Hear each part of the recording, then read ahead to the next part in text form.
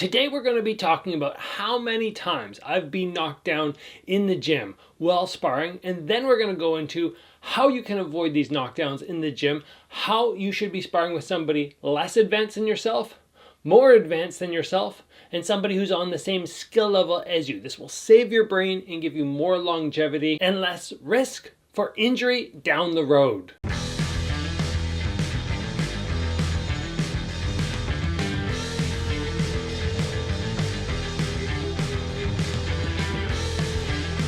Alright, as you probably already know if you've been around the channel a little bit, I'm a big advocate for protecting our brain, not taking massive impact, doing proper sparring, and going through the process, if we do get a concussion, of doing a full rehabilitation, a full proper recovery.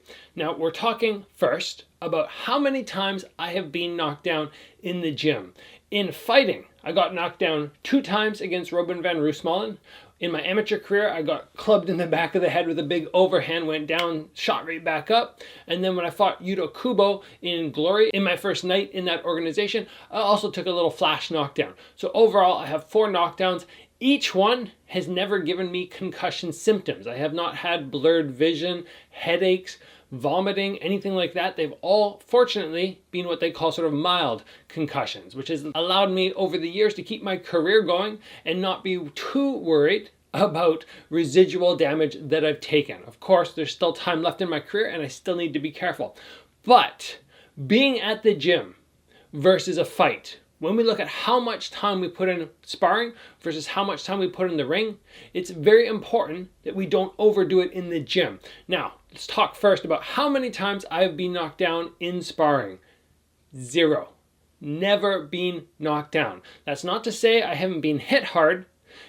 I'm just telling you guys, I haven't taken a punch where I've ended up flat on my back or collapsed down to my knees or anything. I have been rattled 2 times in sparring, both in boxing, where I took one shot to the top of the head and another one I think to the side of the head, and both times my legs felt a little zing through them and I went to take the step back and I went, ooh, the floor just feels like, kind of like you step through ice or something. You're just, whoa, my legs aren't quite under me. Those are 2 times. And I didn't want to show the guy, obviously I should have just said, whoa, just give me a second, but I didn't want to show that I was hurt, so I just kept sparring and just went defensive and managed to stay safe and not get any more injured. But what we really need to consider for the longevity of our career and the safety of our body is how much time do we put in fighting versus sparring. And if we are overdoing it in sparring, in intensity, we need to look at the volume is so much higher. For instance, if you are an up-and-coming amateur, and let's say you're fighting 5 times per year and you're doing full fights. So we're doing 3 2-minute rounds.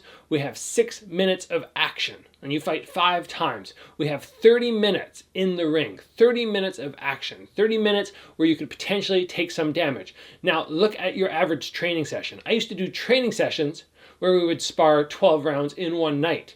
Potentially, I can take more damage in one night than I will the whole year if we're just looking at impact for impact, especially given the fact that I'm not always going to be sparring people who are at the same skill level. And it's very important for us to look at who we're sparring in the way we should be sparring, because when I was up and coming as a young athlete, I'm 15 years old, and I have a 30-year-old who has 30 pounds on me and he's trying to take my head off, well, there's a lot more chance that the damage is going to be very, very severe as opposed to somebody my own skill level and my own weight. This is why we have weight classes. So I want to talk right now about the way you should be sparring with different people to keep yourself safe and others safe. That's very important. So let's start and talk about if you're up against a beginner. I was just doing some sparring the other day, not with a guy who's a beginner, but a guy who had his first fight approaching. And I'll throw up some footage right now just so you can take a look at how I'm moving. And it's not like I'm just standing there doing nothing, but I'm also not damaging him. And that's very important because at this point in my career, I really should be able to knock down people, even if they have 10, 20, 30 pounds on me. I should be able to knock down people who are not at my skill level, who are having, the first fight all the way up to their 10th fight. They don't have the experience and hopefully the skill level that I have, unless they're just some phenom who's up and coming. So my advice to you is if you are sparring with somebody below your skill level, put ego aside, even if you get clipped once in a while. You put ego aside and you just go, okay, he tagged me, but my job as the more advanced person in this match or in this sparring session is to keep this other guy safe. Also to keep myself safe, of course. I always tell my advanced students, your job is to basically be a punching bag who blocks everything. And you're not going to hit the other guy back, but you have a chance to work on your defense. You also have a chance to work on maybe some of the techniques that you've been practicing. Maybe you've been practicing like checking their hook and coming back with your own. Well, it's a perfect opportunity for you to do that because you should be super focused compared to them. Their brains working and working and working, thinking lots, and you should be pretty clear. The clarity that you have should give you that opportunity to try new techniques. Now let's move on from talking about if you're going against somebody who's a lesser skill level, and let's talk about going against people who are around the same skill level as you. It doesn't matter if you're both advanced, if you're both beginner, you're both intermediate, who cares? We're just the same skill level. This is where things get a little bit dangerous because when we have two people at the same skill level, both guys are going to be trying and challenging each other, and both guys have a chance of landing shots. Neither one of these athletes has a massive edge, hopefully. So when we're talking even skill level, the first thing you can do is make sure you don't let your emotions take hold of you. Like again, if he tags me, I have to get him back. I have to hit him back, and I have to hit him harder than he hit me. The next thing that we can do is be ultra focused on stellar defense. And I've done lots of rounds with Josh Johnsey. He's just as good as me, but he's a bigger weight class. So how do we avoid the two of us when we bang and we're sparring and people are looking at us in the ring, they're going, whoa, look at these guys, they're trying to kill each other. But neither of us have ever been hurt sparring each other. Like we've taken low kick damage, probably the occasional body shot. Sure, we've been hit to the head, but neither of us, as far as I know, has been knocked down. Definitely never knocked down. As far as I know, nobody has walked away with head impact where we're going, oh, my head, oh, it hurts. And we're able to do this and still put out high-paced sparring, really good sparring, because our defense is so sharp. And even though one guy might come in and be bang, bang, bang, trying to land shots, the other guy, for the most part, will block like 99% of them.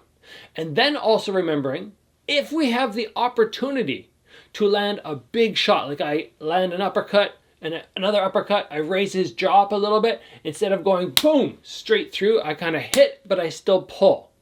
Making sure that you don't try to damage your sparring partner and you actively don't try and knock them down is very important. Because if you're trying to knock somebody down, eventually it will happen. Now let's take a pause before we talk about going against somebody higher skill level than ourselves. And let's talk about how many times I have knocked people down in sparring sessions. And I don't have an exact number because I've been sparring for a long, long time, but I can remember 1, 2, 3. 3 in particular to the head. Like I've put people down with body shots, a lot more, but in terms of damage to the head, and that's what I'm worried about with knockdowns, it's the headshots. And I didn't do any of these intentionally, it was just somebody moved in and I threw a jab. Another time I went to throw a body shot, come up with the head kick, I thought their hand was there, and then by the time my kick landed, they dropped their hand and it clipped them in the jaw and put them down. I'm usually very good at protecting my sparring partners, but occasionally, and unfortunately, you can damage them. So don't let your pride swell by the number of people you've knocked down in your gym. That's not something to be proud of. That's something to be ashamed of. I'm not happy with the knockdowns I have scored in the gym. I'm happy with the knockdowns I've scored when I'm competing. But in the gym, it's entirely different. Now let's finish off the episode and let's talk about what you should be doing when you're sparring somebody more advanced than yourself. When you're sparring somebody, a beginner, we already talked about it, you need to keep them safe. When you're going with somebody the same skill level as you, you can put out more, you can bang a little bit harder, but again, you're still trying to make sure you are being a good sparring partner and not inflicting too much damage. When we move up to fighting somebody more advanced than ourselves, that's the time to really open up and to really try. Not to try and knock them down, but to try and land lots of shots. To really put myself out there and see if I can, at any level, stick in with this guy who's more advanced. This is my learning time. And I might not win, whatever you want to call it, win the sparring session, but it's a great opportunity to learn. Now, what you have to make sure you remember is when you're going with somebody more advanced than yourselves, you can go fast and your advanced sparring partner shouldn't get upset. But if you start whoosh, winging shots through, they're going to look and they're going to go, whoa, this guy's really trying to hurt me. Maybe I'm going to smack him back. And that happens very often with advanced guys when you spar with them because they go, you know what? He's not respecting me. I'm not going to respect him. So remember, when you are going with somebody more advanced, fast pace, good output, But still remember, you want to keep this guy safe to a certain extent. Yes, he should be able to defend himself properly. He's more advanced than you, but it's still your responsibility to a certain extent to keep this guy safe. If we keep all of that in mind, everything I've talked about, we should be able to have good sparring sessions and not knock anybody down. That is so important to you, to me, to everybody else out there. If you keep knocking people down, eventually you won't have any sparring partners. People don't want to go with you.